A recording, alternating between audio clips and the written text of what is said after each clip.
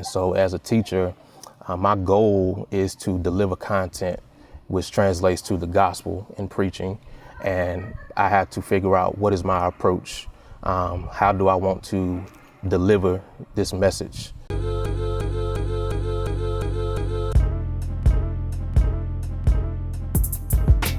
What impact do your skills as a preacher have on your teaching abilities and your ability to relate to students?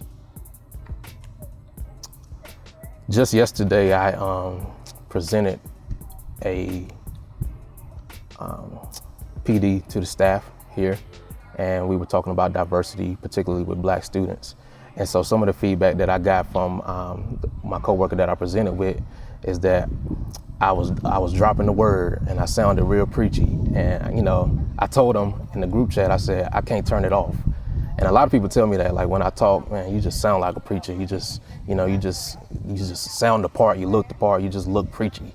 And so that's kind of how that relates to as being a teacher.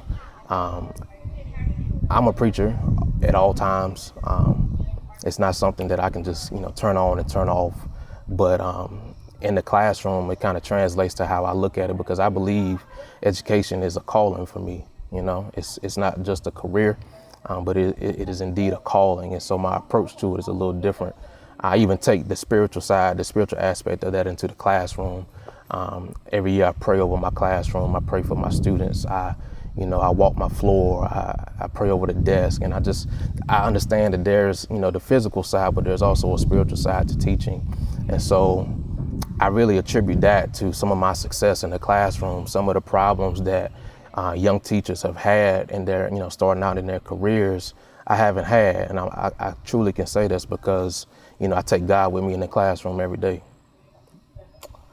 Right. So on the other side, as a teacher, how has that prepared you for certain aspects of ministry?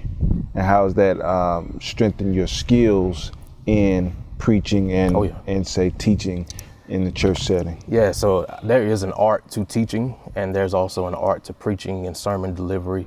And it kind of, it's kind of similar to, if you want to think about the process of lesson planning. And so as a teacher, my goal is to deliver content which translates to the gospel in preaching. And I had to figure out what is my approach. How do I want to deliver this message?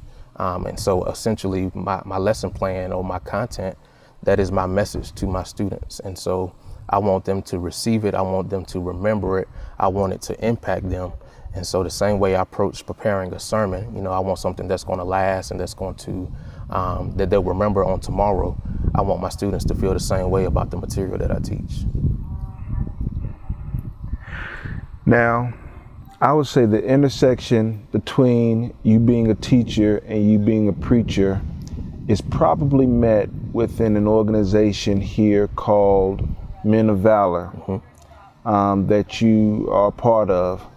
Describe Men of Valor to me. Of course, it is influenced by Men of Distinction with Mr. Poole, but describe Men of Valor and what your goal is with Men of Valor. Yeah, so Men of Valor, like you said, it is definitely impacted and kind of birthed out of Men of Distinction.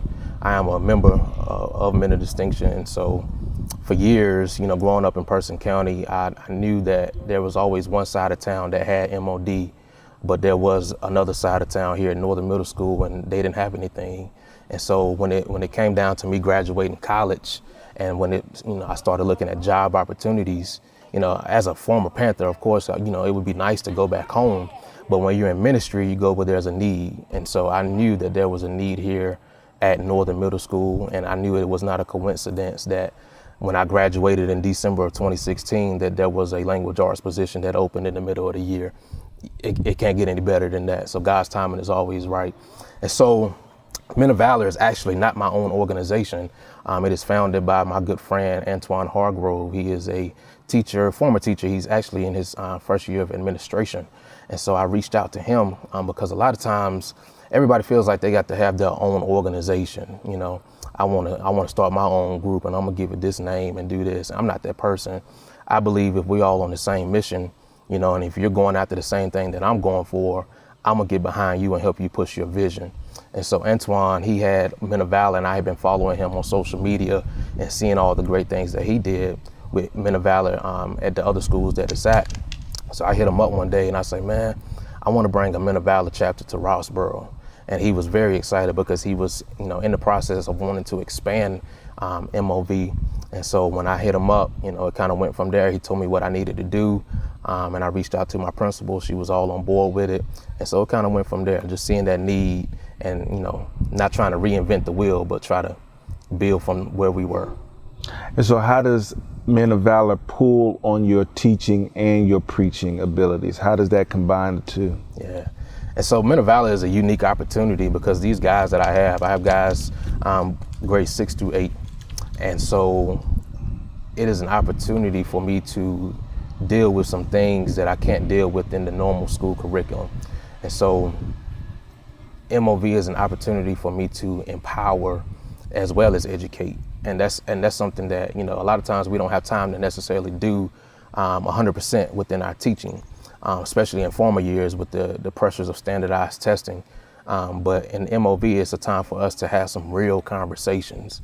I know when I was in Men of Distinction, it was the conversations about, your image and, keeping your pants up and chasing after your goals and, just presenting yourself as what you want to be. And so those things stuck with me. And I wanted to impart those into other young men, especially, like I said, not having that father role model growing up. I know I wanted to be what I needed. And so that's where MOV comes from. It runs very deep because I know I'm not alone in that. Some other guys out here, some of these other guys, they come from broken homes. They come from different situations. And so I want to be for them what I didn't have.